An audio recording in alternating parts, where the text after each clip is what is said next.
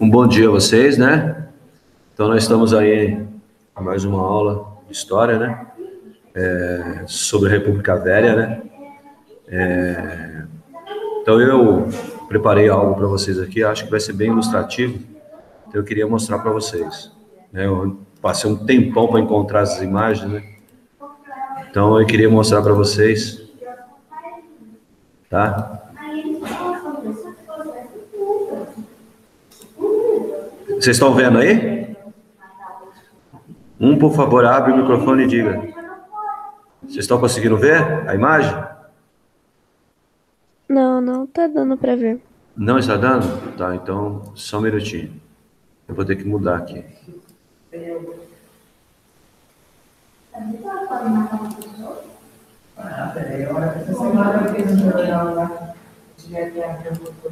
E agora, tá vendo? Sim, agora sim. Ah, bacana.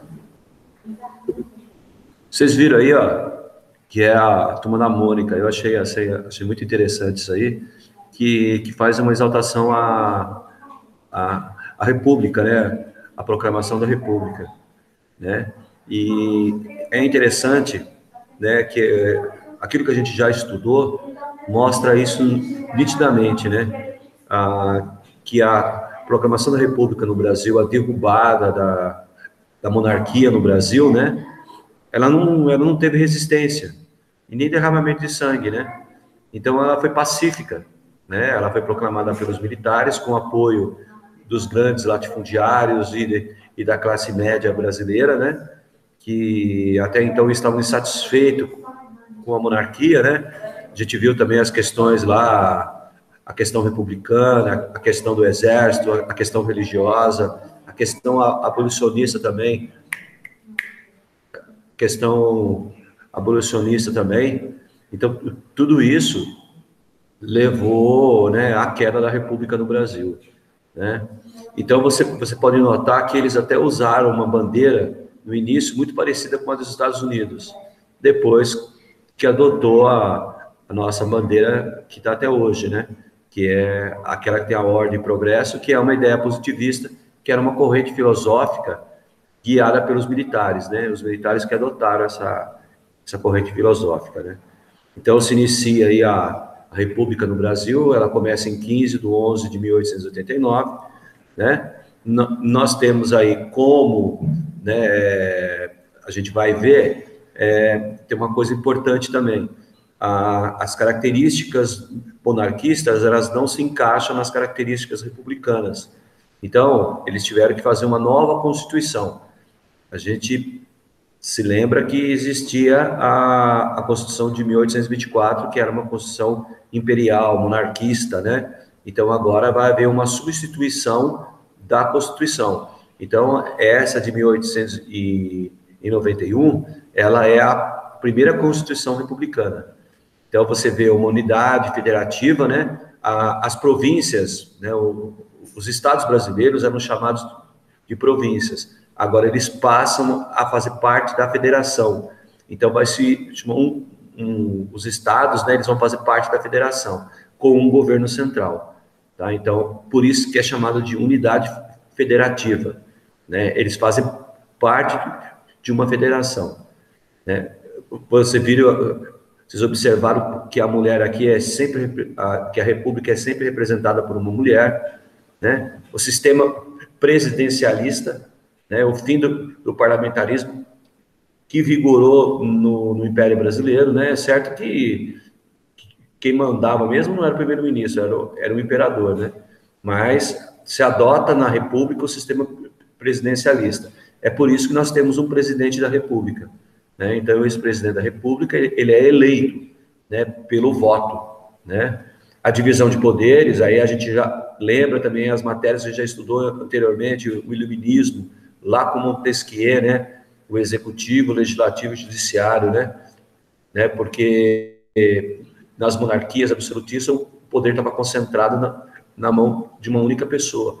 No Brasil, além desses três poderes, no Império Brasileiro se criou o quarto poder, que era o moderador, né? Que era exercido também pelo executivo, que era o imperador. Então, na República se adota, né, a ideia iluminista, a divisão de poderes, executivo, legislativo e judiciário. Outra coisa importante também, que o legislativo brasileiro, ele é bicameral, ele tem duas câmeras, a Câmara dos Deputados e a Câmara dos Senadores, tá? É importante lembrar disso, tá? Outra coisa também importante foi a separação do Estado e da Igreja Católica, né? Antigamente eles estavam atrelados, né, ao Império Brasileiro. Então, eles eram praticamente, os padres, bispos, eram praticamente um funcionário do Império Brasileiro. Quando chega na República, há uma separação, né? Uma separação. Outra coisa, é instituído também o casamento civil, né? Até então isso não existia, existia somente o casamento religioso, né? Então agora passa a existir o casamento civil. Aqui tem, né, o que significa isso, é que não precisamos mais casar na igreja, né? Você não precisa mais ir na igreja, você vai no cartório, né? Como hoje nós fazemos isso, né? Tá? Achei que ficou legal isso aí, acho que é bacana. Então, nós tivemos o primeiro presidente eleito, ele não foi eleito diretamente pelo povo, ele foi eleito indiretamente, porque na Constituição de 1891 dizia isso, que o primeiro presidente ele seria eleito pela Assembleia Nacional Constituinte, ou pelo Congresso Nacional. Então, o Deodoro foi eleito junto com Floriano Peixoto, né? Deodoro só governou, nem um ano ele ficou no poder, né? Entrou em conflito com o parlamento, fechou o parlamento, ele era muito autoritário, né? Criou um conflito com os cafeicultores também, né? E aí os cafeicultores se uniram, né? Na hora que ele fecha o Congresso Brasileiro, há uma pressão muito grande sobre ele e ele vai renunciar, tá? Nós temos a crise do encilhamento, né? Esse aqui é a crise do encilhamento, ó, aqui, ó, as ações aqui, ó, R$2 aqui, ó, né? E aqui a corrida de cavalo, né? O cara segurando aqui, ó, e aqui tem uma linha que solta para o cara correr, aqui é a bolsa de valores, né? Onde eles negociavam as ações, virou uma correria, né? Devido às ações não ter valor, devido à especulação financeira, né? A liberação de créditos do governo para incentivar a industrialização, incentivar os empréstimos para que os empresários pegassem dinheiro e pagassem os funcionários para gerar um mercado consumidor, né? Então, isso aí foi uma política adotada por Rui Barbosa, mas que acabou não dando certo, né? E gerou aí uma crise econômica no Brasil, tá? Aí nós temos a chegada ao poder de Floriano Peixoto, né? Floriano Peixoto, ele vai governar o Brasil de 1891 até 1894, né? Ele enfrentou 3 movimentos importantes, a revolta da Armada, a segunda revolta da Armada e a Revolução Federalista no sul do Brasil. Foi vencedor em todas, né? Porque ele estava governando de forma inconstitucional, né? Então ele assumiu o poder. A gente viu que o Deodoro só ficou 1 ano no poder, ele assumiu e pela Constituição ele tinha que convocar eleições. Ele não convoca porque ele tem apoio dos grandes cafeicultores da região sudeste, né? Ele tem apoio do Exército, de uma parte do Exército, a única que vai se rebelar com ele vai ser a Marinha, né? Que alega que ele está governando de forma inconstitucional, e nós temos também o apoio de uma parte da população, porque ele vai fazer medidas populares que vai atender o desejo dessa população, como o tabelamento dos aluguéis, o tabelamento da carne, né? Outra coisa importante também, ele vai começar a construir casas populares, né? Tudo isso agradava a população. Então, ele tem um apoio da população, mas ele é altamente centralista, né? Todo o poder está concentrado nas mãos dele, né? No Rio de Janeiro. Então, ele enfrenta essa revolta da Armada, enfrenta a revolta federalista, que é a revolta da degola no Rio Grande do Sul. Houve uma briga interna no estado do Rio Grande do Sul, né, entre federalista e centralistas, né? E aí começou aqueles que eram contra a descentralização e aqueles que eram a favor da centralização no poder no Rio de Janeiro através de Floriano Peixoto. Ele vai descer lá, vai derrotar todos, né, com apoio de... Ele compra navios americanos, ingleses, né, e aí ele consegue derrotar a armada e vencer os conflitos no sul do Brasil, e ele vai consolidar a República no Brasil. Aí nós temos, de 94 até 1930, né, a República da Oligarquia, né, a presidência da República vai ser ocupada pela oligarquia rural brasileira, representada aí pela, né, a política do café com leite, né, que a gente já viu entre Minas Gerais e São Paulo, vão se revezar no poder da presidência da República do Brasil. Nessa imagem a gente pode notar os dois estados aqui, ó, São Paulo e Minas, né, a cadeira vazia da presidência da República, e aqui embaixo os outros estados. Para sentar nessa cadeira tem que ter apoio de São Paulo ou de Minas Gerais.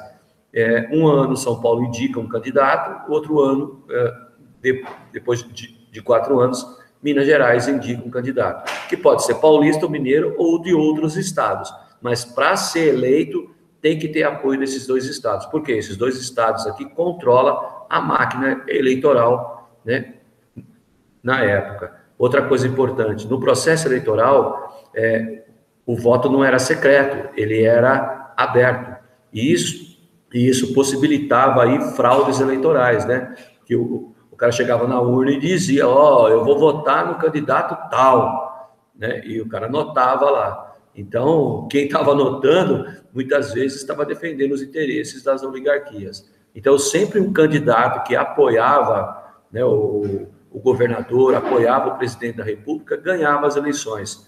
Ele não conseguia passar pela comissão verificadora, né?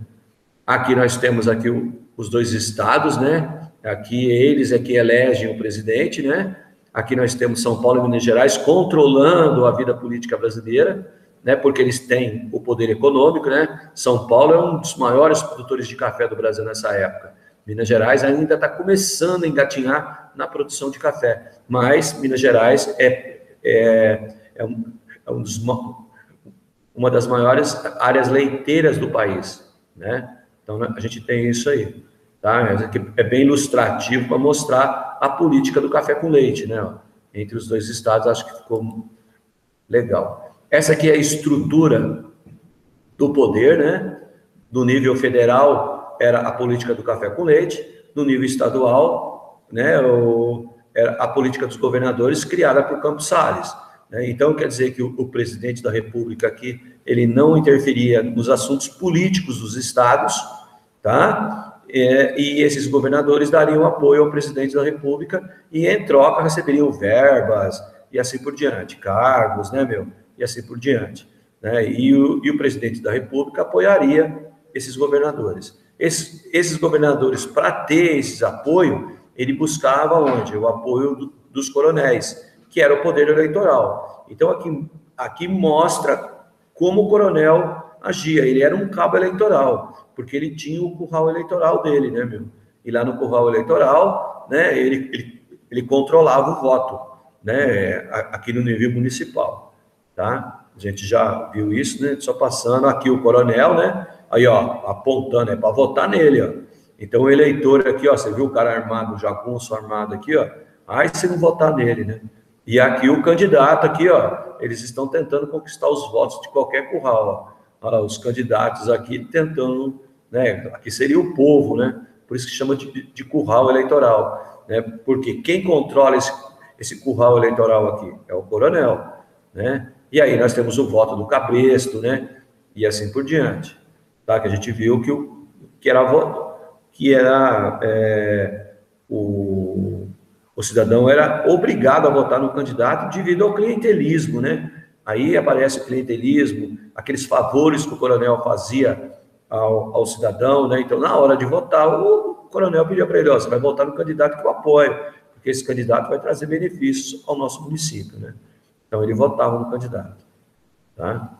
Aqui nós temos o convênio de Taubaté, achei muito legal as sacas de café aqui, ó, lembra lá que foi um acordo do estado do Rio de Janeiro e São Paulo, que eram produtores de café, né? Houve uma super safra, não tinha compradores, aí o preço do café caiu. Como o governo era controlado pela oligarquia cafeeira, o governo vai socorrer os cafeicultores, comprando essas sacas de café, entendeu? E estocando elas, né, com dinheiro público, ainda mais com dinheiro público e empréstimos ainda, né, porque o governo não tinha dinheiro, né? Então eles iam lá, né, buscar o dinheiro internacionalmente para comprar esse café, para salvar os cafeicultores. Então salvava o bolso dos cafeicultores e a conta ficava com a população brasileira, que tinha que pagar os impostos para pagar esses empréstimos, né? E muitas vezes o café tinha que esperar muito tempo para adquirir um preço razoável no mercado internacional para poder ser vendido, né? Então, isso foi uma política, né, o governo de Taubaté, para beneficiar os produtores de café, né, socorrer eles, né? Então, eles ganhavam. Eles não queriam a intervenção do Estado, mas na hora que entrava em crise, eles corriam para que o Estado salvasse a produção de café deles. Uma coisa interessante, o Estado comprava o café e eles não paravam a produção, né? Produzia mais, porque tinha um comprador, né? Se não tivesse comprador, eles não tinham como produzir. O que eles iam fazer? Diminuir a produção. Quando eles descobriram que o governo podia comprar as sacas e excedentes do café, eles começaram a produzir mais. Então, houve um grande estoque de café no Brasil nessa época também, né, que gerou uma crise também. Isso aqui vai tudo acarretando em crises, né, econômicas, né? Então, esse Brasil, ele é mais um Brasil elitista do que um Brasil realmente que atende a todos os anseios da população brasileira, né? Aqui nós temos os conflitos sociais, né?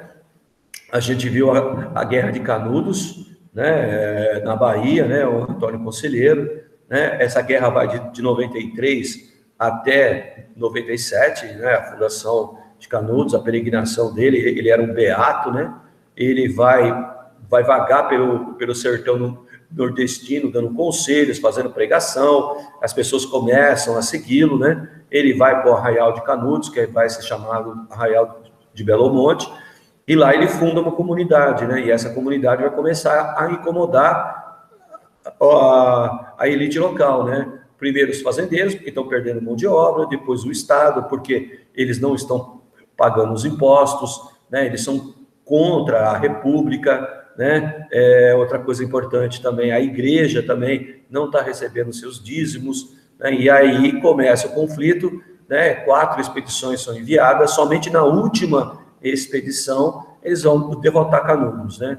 E Antônio Conselheiro vai acabar morto, né? E muita gente, vai morrer mais de 20 mil pessoas nesse conflito aqui, tá? Mas foi um conflito significativo no sertão da Bahia, né? E virou um livro, né? Euclides da Cunha, que foi na última expedição, escreve esse livro, tá? Aqui nós temos a Guerra de Contestado, o monge José Maria, né? Foi devido a essa construção dessa estrada de ferro, muitos trabalhadores que foram para essa região, que ficava entre o estado de Paraná e Santa Catarina, que ainda estava sob litígio, né? Ainda ninguém sabia quem ia tomar conta dessa área, era uma área enorme, né? Que tinham vários pequenos agricultores, fazendeiros, né? Poceiros, né? E aí foi construir essa estrada de ferro que liga São Paulo ao Rio Grande do Sul. Muitos trabalhadores foram para lá, e na hora que terminou a construção, ficou desempregado, meu. E isso vai gerar conflito,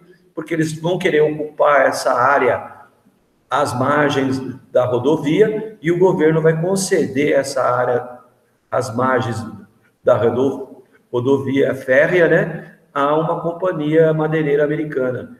E aí começa o conflito, né, entre o governo e os de contestado, né? A população sertaneja, pobre, miserável, que está lá, né? Vira um conflito armado, ele vai durar quase 4 anos, é o momento que o governo vai usar um armamento de guerra mesmo para sufocar o movimento, né? O monge morre, né? Aí aparecem outros emissários deles, um menino e uma moça, né? Que relata que ele vai ressuscitar, né? Eles raspam a cabeça em solidariedade aos homens que foram preso pelas tropas do Estado e federal, a elite agrária, né, os grandes fazendeiros, o governo estadual e o governo federal se unem para acabar com o movimento de contestado, que eles achavam que eram fanáticos, né, igual o de Canudos, que é um movimento messiânico, porque ele era um beato, um curandeiro também, né? E aí nós temos esse conflito importante que não é muito citado, né, muito estudado, só a partir de 2000 que esses movimentos começaram a ser estudados e analisados de uma maneira para entender, né, o porquê surgiu esses conflitos, né, por que esses conflitos eles tiveram uma violência muito grande do governo para sufocar esses movimentos sociais rurais, né, que a gente viu aí. Aí nós tivemos aqui o cangaço, né, que a gente fez com vocês lá, né, aqui os cangaceiros, né, aqui, ó, o bando de Lampião, de 1922, ó, e aqui o herói ou o bandido, né, porque eles eram, né, criminosos, muitos aqui tinham cometido delitos, crimes, homicídios, roubo, né, devido à própria miséria do sertão nordestino, né. Canudos, Contestado, esses movimentos sociais rurais, eles são devido à própria situação da população sertaneja, né, de exploração, de miséria, de seca, né, falta de terra, né, porque a terra está concentrada na mão dos grandes latifundiários, um abandono do Estado também, de fazer benfeitorias e assim por diante. E a violência, né, que essas pessoas sofrem, né. Então, Lampião também é uma vítima dessa violência, né? Ele monta um bando armado que começa a cometer vários crimes no interior do sertão nordestino. Existe uma característica de vestimento, né, e assim por diante. Então, muito interessante isso. Aqui nós vamos ter, né, as revoltas urbanas, né, que é a revolta da vacina. Ela vai de 1904 a 1905. Inicia-se uma reurbanização da capital do Brasil, que está no Rio de Janeiro. Tem o Bota Abaixo, que vai derrubar os cortiços, né, os casebres, né, e havia uma peste de rato, né, meu? Então, o governo vai comprar rato, né, e a galera vai até criar rato também, né. Aqui nós temos as doenças, né, a febre amarela, a cólera, né, a varíola. Então, é necessária uma vacinação na galera. O médico sanitarista Oswaldo Cruz, ele vai começar a combater essas doenças, né? E aí ele quer vacinar a galera acha que o governo está querendo matar eles, né, com a vacina, porque não havia uma instrução, né? Poucas pessoas eram instruídas naquela época, não havia uma escola para todos, né? Então isso ocorre a revolta da vacina, né? Hoje nós temos uma campanha, né? A vacina-se contra o sarampo, né, o Zé Gotinha aqui, né? Então, nós temos uma campanha. Então, isso aqui é educativo nas escolas, né, em todos os locais. Então, a revolta da vacina virou uma baderna no Rio de Janeiro, aí as tropas federais tiveram que intervir, né, muitos foram presos, principalmente o povo da favela, que desceu o morro, virou bonde, e virou uma onda mesmo, né. Então, virou uma guerra de 2 ou 3 dias, né, no Rio de Janeiro. E ela se tornou famosa devido à vacina obrigatória, né? Aqui, ó, até colocando aqui, ó, obrigatória a vacina, né? E isso gerou um conflito na capital federal, né? Nós temos, em 1910, um outro movimento urbano também, que é a revolta da Chibata. Os marinheiros, a maioria negros, ó, se revoltam contra os castigos corporais que existiam na Marinha, que eles eram chicoteados quando eles cometiam algum delito, né, algum erro. Os comandantes amarravam eles no mastro do navio e chicoteavam eles, lembrando muito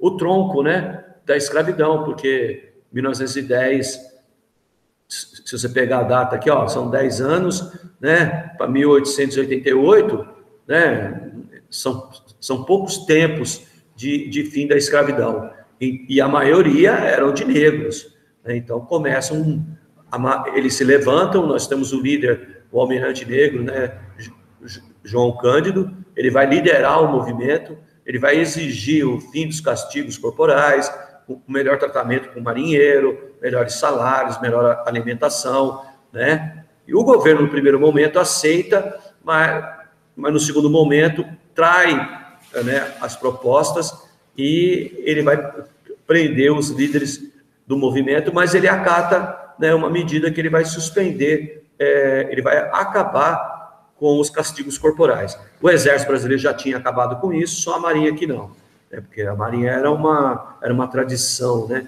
Então, muitos comandantes da Marinha eram filhos de ex-escravocratas, né? Então, eles usavam isso para castigar os marinheiros, né? Aí nós temos outro movimento importante, que é a greve de 1917, que é a greve de 1917, né? Que é uma greve de trabalhadores, de operários das fábricas, principalmente de São Paulo e Minas Gerais, São Paulo, Minas e Rio de Janeiro, né? Que vai envolver o Brasil inteiro, né? Principalmente no Porto, também, né? Aqui, ó, greve, né? Então, vai atingir o Brasil inteiro. São liderados, no primeiro momento, pelo anarquismo, né? Aqui temos um convite, né? Ó, grupo de estudo, greve geral de sede da Biblioteca Terra Livre, convidam, né? Aqui um convite, né? Para que as pessoas participem, né? Do processo da greve geral. E ela foi encarada como caso de polícia, né? Olha aqui, ó, os policiais aqui olhando o operário, né? Então, houve uma associação de classes de vários trabalhadores, né? E aí, por quê eles fizeram essa greve geral? Devido à própria situação do operário agro brasileiro, que começa a se estruturar a partir de 1914, a partir da Primeira Guerra Mundial. Então, o Brasil começa uma industrialização, né? E essa industrialização, né, ela é bem, né, rústica ainda, sem muitos direitos aos trabalhadores. Não havia uma legislação trabalhista na época. Como o Brasil já não importava mais nenhum produto da Europa, porque a Europa estava em guerra, nós tivemos que produzir esses produtos internamente. Então, começa a desenvolver a indústria do Brasil, as fábricas, né, e começam a empregar principalmente crianças e mulheres, né? As mulheres eram assediadas no trabalho, como hoje ocorre, só que hoje tem leis, né?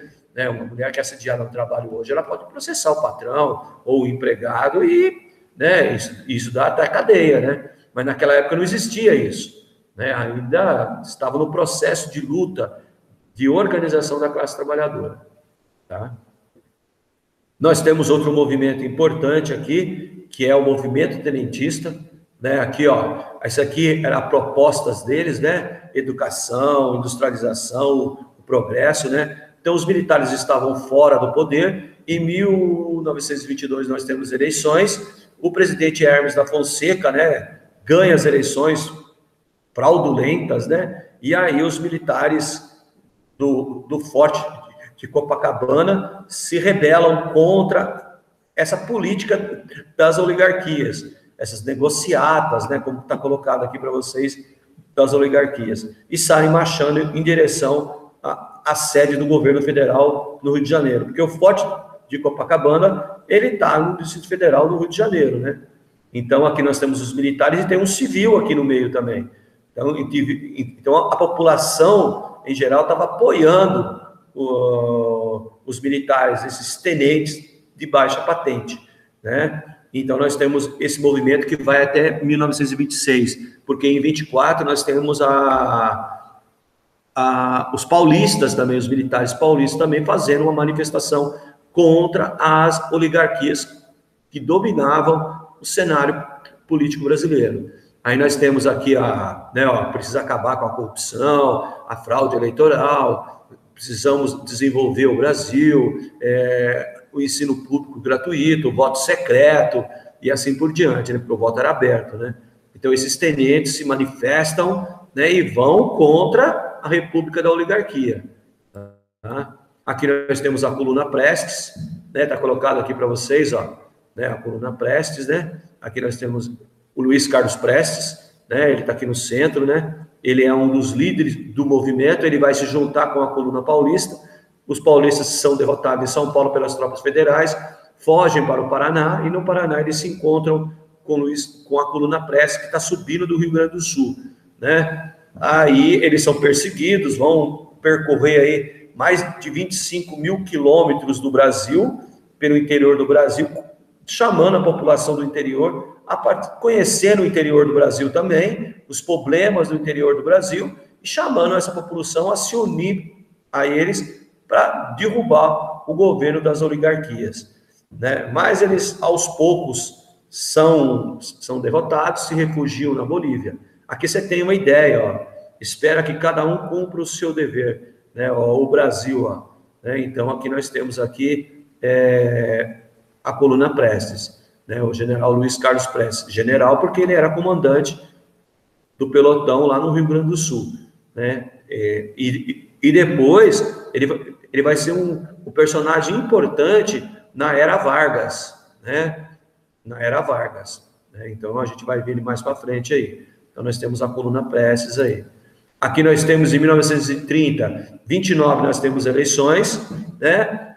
Há um rompimento da política do café com leite, né? O Washington Luiz, que até então é o presidente da República, indica o Julinho, que é o Júlio Prestes, não pode confundir ele com o Carlos Prestes, é Júlio Prestes, ele era governador de São Paulo, né? Ele vai acabar ganhando as eleições, né? Ele vai acabar ganhando as eleições, porque as eleições eram fraudulentas, né? Aqui, ó, a população fazendo uma manifestação Aliança Liberal, que juntou Minas Gerais, que rompeu com a política do café com leite, né? O Rio Grande do Sul, a Paraíba, Pernambuco, Alagoas, vários estados se juntaram a essa Aliança Liberal para fazer frente a São Paulo, né? Representado por Júlio Prestes. Mas como São Paulo, né, tinha o domínio do processo eleitoral, da máquina eleitoral, e as eleições, sabia, todos aqui faziam parte da oligarquia, conheciam o processo, sabia que era algo fraudulento, sabia que o Julinho, né, que o Júlio Prestes ia ganhar as eleições, né? E isso aconteceu realmente, né? Só que em 1930 ele iria tomar posse em novembro. Só que em 1930, o que aconteceu? Né? João Pessoa é assassinado. Ele era o vice de Getúlio Vargas, que está aqui, ó, o vice de Getúlio Vargas, né? E aí, o que aconteceu? Né? Eles usam o assassinato de João Pessoa como um elemento político para desestabilizar a oligarquia paulista que está no poder agora sozinha, né? E conclamam o povo brasileiro a derrubar a oligarquia, né? O que vai acontecer? Getúlio Vargas, com outros militares tenentes, vai juntar aqui tenentes, a classe média, né? Todos apoiando a Aliança Liberal, né? Eles se dirigem ao Rio de Janeiro, vai sair tropas de Minas Gerais, de São Paulo e do Rio Grande do Sul, em direção ao Rio de Janeiro, para depor o então presidente Washington Luiz. Mas o exército, temendo uma guerra civil, destitui o Washington Luiz do poder e entrega o poder a Getúlio Vargas. Então quer dizer que o Júlio Prestes acaba nem sentando na cadeira da presidência da República. Aqui tem uma charge aqui, né? Getúlio Vargas, né, que vai ocupar a presidência da República no governo provisório. Com licença, seu Julinho. Aí tira o Julinho da cadeira presidencial aí, tá? E aí nós temos o início da Era Vargas, né? Aí a gente vai iniciar a Era Vargas. Eu quis passar isso aqui para fazer uma recapitulação de muitas informações que a gente estudou sobre esse período da República Velha, de 1889 até 1930, né? Acho que ficou bem legal, né, a apresentação, né? Acho que ficou bem ilustrativo, né? Acho que deu para vocês compreender bacana aí, através dessas imagens, a história do Brasil, né? Esse período histórico brasileiro aí que vai de 1889 até a queda da República da Oligarquia em 1930. Tá ok? Tudo bem então, pessoal? Gostaram da aula aí? Foi legal? Hein, pessoal, tem alguma dúvida aí?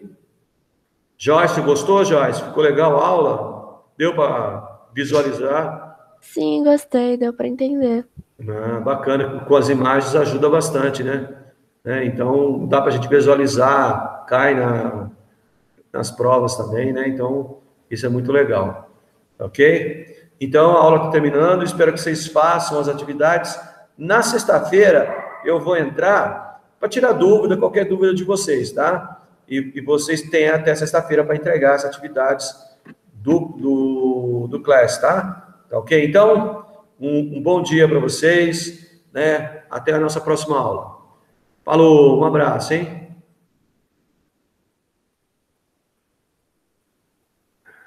Um bom dia para vocês, tá?